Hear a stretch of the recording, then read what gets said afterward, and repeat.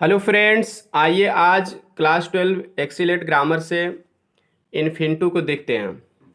इसके रूल्स और एग्जांपल्स देखते हैं और आप इसकी एक्सरसाइज अगर देखना चाहते हैं तो उसका भी आपको लिंक में मैं डिस्क्रिप्शन में लिंक दे दूंगा, उसको भी आप ज़रूर देख लीजिए, हल करके मिला लीजिए। देखिए इसको rules of non finite forms of the verb, मतलब double parts of speech. Double parts of speech में क्या क्या आता है? इन्फिनिटू, जीरंड और पार्टिसिपल आता है। क्यों आता है? क्योंकि इन्फिनिटू है तो वर्ब लेकिन संज्ञा का भी काम करता है, जीरंड भी संज्ञा का काम करता है, और पार्टिसिपल वो विशेषण क्रिया है, यानी कि विशेषण का भी काम करती है, तो इसलिए इनको डबल पार्ट्स ऑफ स्पीच। तो देखते हैं इन्फिनिटू ओवरऑल आज कहाँ टू लगता है टू प्लस फर्स्ट फॉर्म, और कहाँ टू नहीं लगता टू प्लस फर्स्ट फॉर्म का इन्फिनिटू का। तो ये सारी कुछ चीज़ हम अब बारीकी से देखेंगे। देखिए वर्ब के फर्स्ट फॉर्म से पहले टू लगाने से इन्फिनिटू बनता है। कोई भी वर्ब की फर्स्ट फॉर्म रहेगी, जैसे मान लीजिए गो है तो इसके पहले टू लगा देंगे तो टू गो, जाना, तो इन्फिनिटू इसको कहेंगे।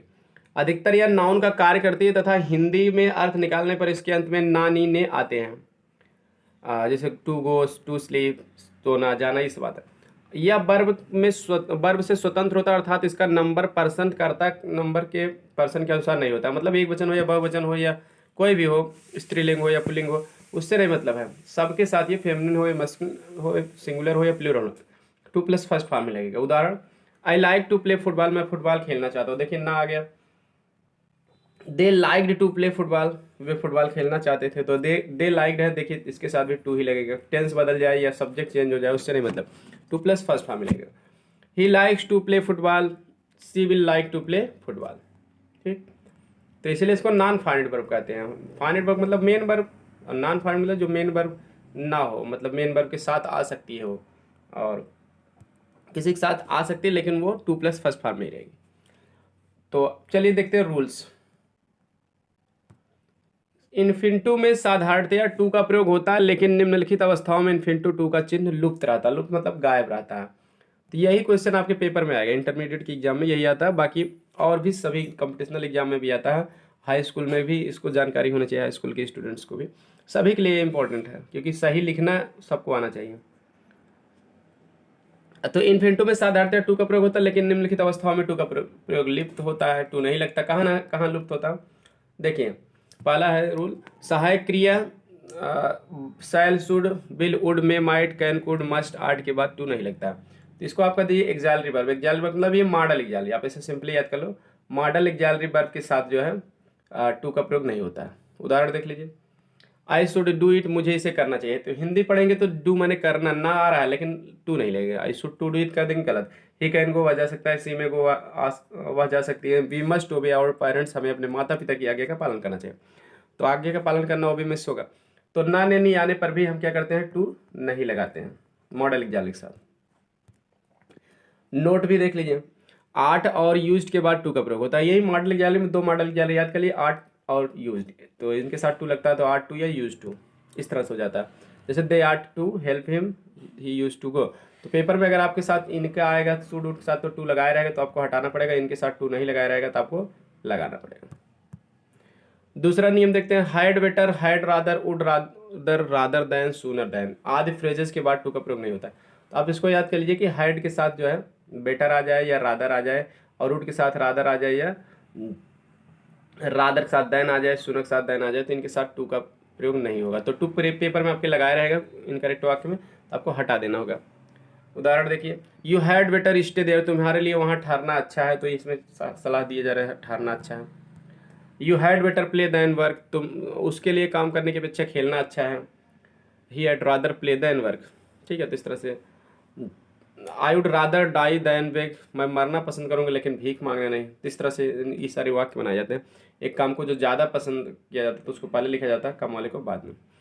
ही resigned rather than beg for money, वह दया की भीख मांगने के अपेक्षा उसने त्याग पत्र दे दिया।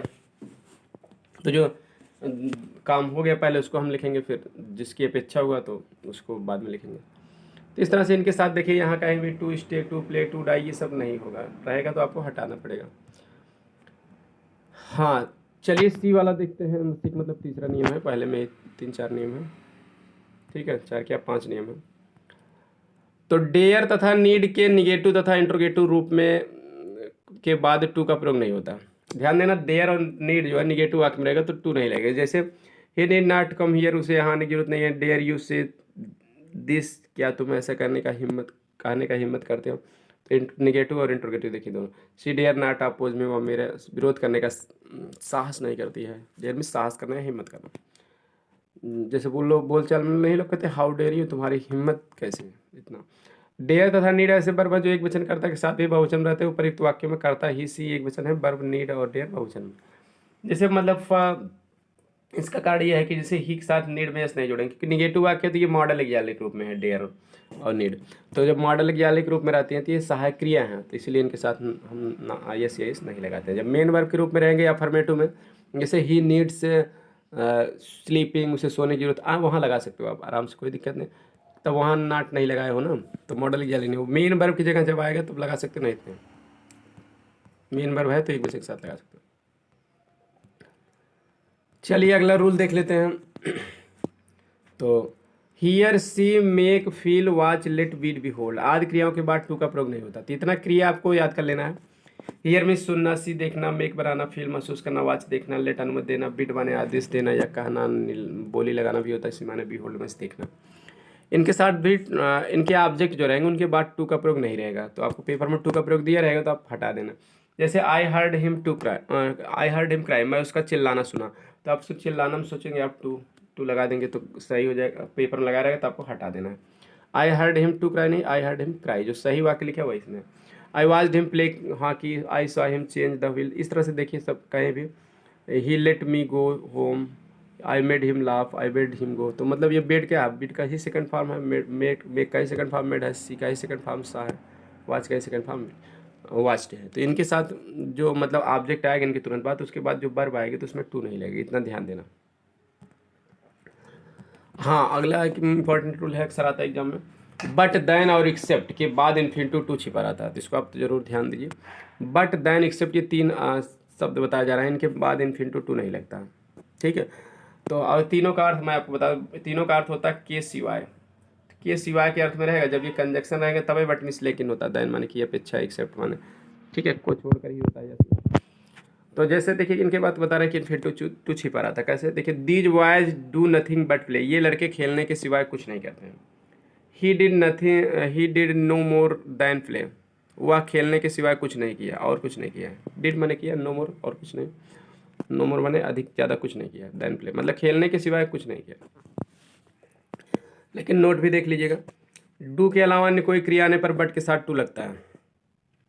जैसे he had no alternative but go, उसके पास जाने के सिवाय कोई विकल्प नहीं था, ठीक है, अल्टरनेटिव माने। तब यहाँ क्या देख रहे हैं आप, डू की से रिलेटेड कोई वर्ब रहेगी, जैसे बॉयज डू नथिंग, तो इसमें देखिए डिड है, डू का सेकंड फॉर्म डिड है, डू डिड डन, ये सब कोई भी आ जाएगा। तो उसके बाद जो बट देन या एक्सेप्ट रहेगा तो उसके बाद आप टू नहीं लगाएंगे, नहीं लगा जैसे ऊपर। लेकिन अगर ये नहीं रहेंगे डू डज डिड ये सब, तो आप टू लगा देना। जैसे he had no alternative but go, तो बट के पहले कहीं डू डज डिड नहीं दिखाई पड़ रहा, इसलिए यहाँ टू लगेगा। आई होप समझ में आ गया होगा। चलिए दूसरा रूल्स देखते हैं। यदि वाक्य में कई इन्फिनिटिव आते हैं और वे एंड से जुड़े हैं तो टू पहले इन्फिनिटिव के पूर्व लगाते हैं, बाद वाले के इन्फिनिटिव पहले टू नहीं लगाते हैं। जैसे मान लीजिए कई मतलब वर्ब आ गए, वर्ब की फर्स्ट फॉर्म तो इन्फिनिटिव है, तो केवल पहले के साथ टू लगाइए, बाकी सब के साथ नहीं लगाया जाएगा। तो जिसके साथ नहीं लगाया जाता उसको अंग्रेजी में नाम दिया गया है बेयर इन्फिनिटिव, ठीक है ना।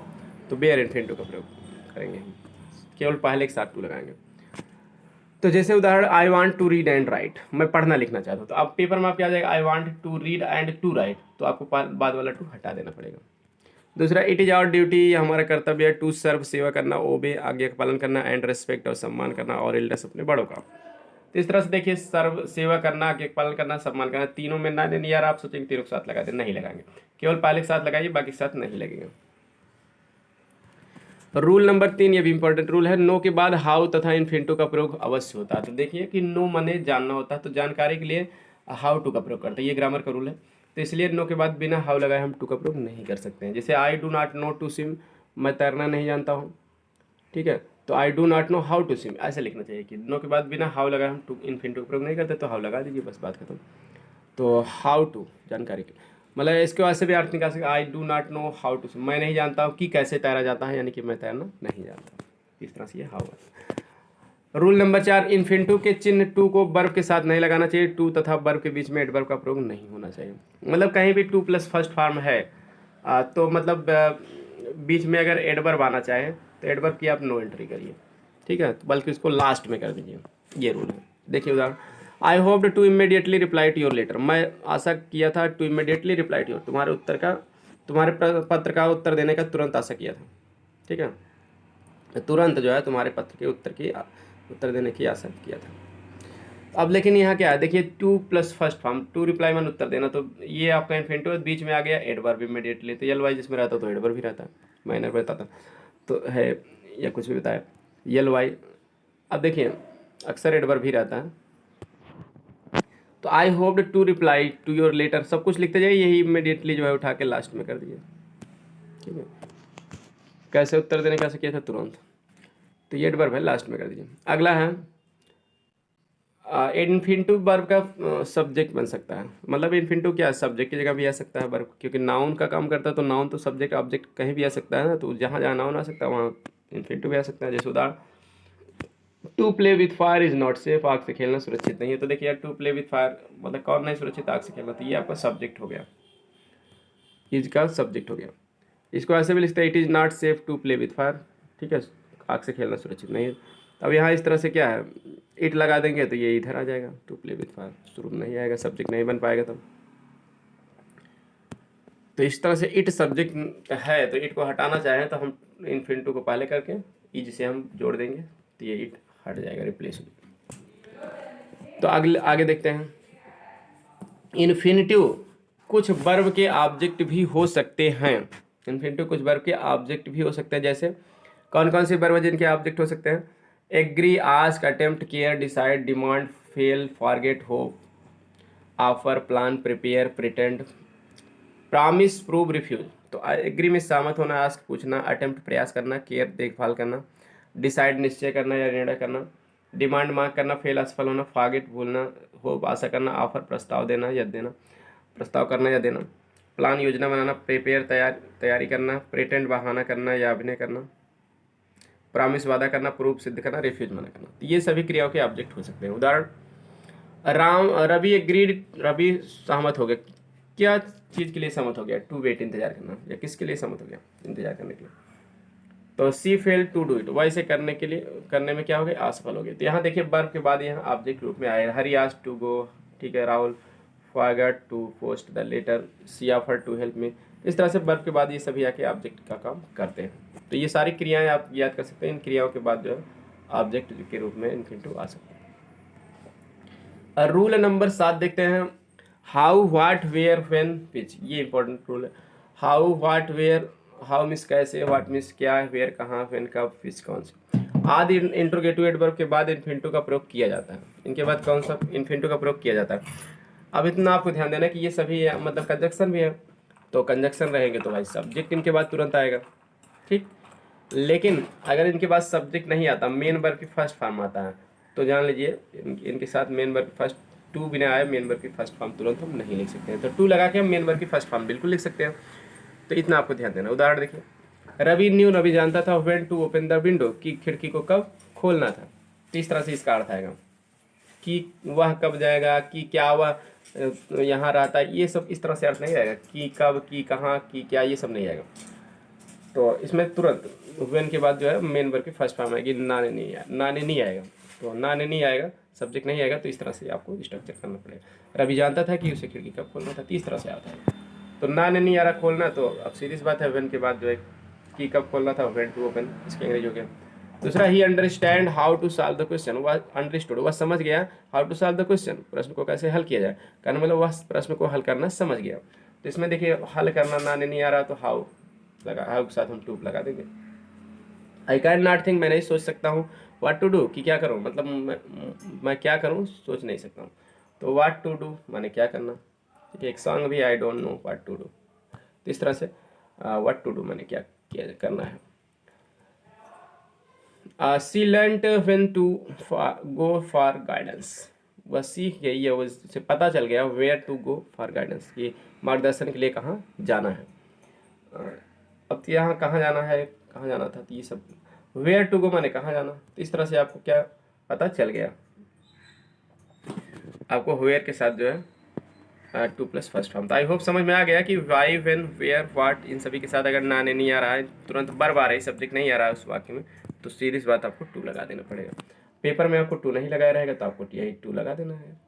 व्हेन ओपन करके दे देगा हाउस ऑल, तो आपको लगाना पड़ेगा। अब देखिए रूल नंबर 8 देखते हैं। जब विकल्प का भाव ज्ञात करना हो तो वेदर तथा इन्फिनिटिव का प्रयोग किया जाता है। विकल्प मतलब से कोई चॉइस हो, पसंद या विकल्प, तो वहाँ वेदर का प्रयोग और इन्फिनिटिव का प्रयोग किया जाता है। अगर ना ने नहीं आया तो इन्फिनिटिव तो आएगा ही और वेदर लगेगा, इतना ध्यान दें। जैसे आनंद कुडेंट रिमेंबर, आनंद याद नहीं कर सका वेदर टू इन्फॉर्म ओरली, कि मौखिक रूप से सूचना देना है, आर राइट टू राकेश, अथवा राकेश को लिख कर देना। मतलब आनंद याद नहीं कर सका कि राकेश को मौखिक रूप से या लिख करके सूचना देना था। तो सूचना देना देखिए आ गया ना, तो आपको करना क्या, वेदर कि क्या, आनंद समझ नहीं सका कि क्या राकेश को मौखिक रूप से या लिख कर सूचना देना था। तो सूचना देने में ना नहीं आ रहा तो सीधी सी बात है टू इन्फॉर्म तो लगेगा ही, और इसमें की क्या की अंग्रेजी हम लिखेंगे तो वेदर लगेगा। की क्या की अंग्रेजी क्या होता है, वेदर। तो इस तरह से इसमें विकल्प का भाव प्रकट हो रहा है ना, इसीलिए वेदर। वैसे तो इफ माने भी की क्या होता है इनडायरेक्ट, लेकिन यहाँ नहीं लगेगा। पसंद विकल्प की बात की जाए तो वेदर ही लगेगा, बाकी जगह आप इफ लगा सकते हैं बेच। तो इस तरह से की क्या कि वेदर लगाओ, उसके बाद 2 प्लस फर्स्ट फॉर्म लिखो। यहाँ देखिए 2 मेन वर्ब है तो 2 इनफिनिटिव होते हैं, दोनों पहले नहीं लगता है 2, पहले भी बताया जा चुका है, पहले लगेगा इन्फॉर्म पर। लास्ट रूल है rule 9, advise, allow, encourage, invite. Advice सलाह देना, अलाउ अनुमति देना, इनकरेज प्रोत्साहित करना, इनवाइट आमंत्रित करना, ऑर्डर आदेश देना, परमिट माने भी आदेश देना, अनुमति देना, रिक्वेस्ट प्रार्थना करना, टेल बताना, अर्ज माने निवेदन करना, आग्रह करना। ठीक है, अर्ज आग्रह करना। आदि क्रियाओं के बाद, ठीक है, इन सभी क्रियाओं के बाद पश्चात इनके ऑब्जेक्ट फिर इन्फिनिटिव का प्रयोग होता है। मतलब ये सारी क्रियाएं जो है ना, इनके बाद ऑब्जेक्ट आता है, ऑब्जेक्ट के तुरंत बाद इन्फिनिटिव का प्रयोग होता है। उदाहरण क्या देखते हैं। He advised me to take rest, वह मुझे आराम करने की सलाह दिया। I ordered him to read the book, मैं उसे किताब पढ़ने का आदेश दिया। तो ये सब ऐसे तो इनडायरेक्ट में आप पढ़े होंगे, एडवाइज्ड के साथ टू लगा देते हैं हम। ठीक है, तो इस तरह से मतलब नाने नहीं आएगा, जैसे आराम करने, किताब पढ़ने, तो नाने नहीं आ रहा तो वैसे भी इन्फिनिटिव लगेगा ही, लेकिन कहाँ लगेगा, इनके बाद ऑब्जेक्ट लिख कर तब लगेगा। तो आई होप समझ में आ गया होगा। वीडियो पसंद आए तो लाइक, सब्सक्राइब, शेयर करें। चैनल पर नए हैं तो सब्सक्राइब करके घंटी भी दबा लें, ताकि जैसे ही यूज़फुल वीडियो आपको मिले आप उसको देखें और अपने ग्रामर को जो है एकदम हाईएस्ट पॉइंट तक ले जाएं।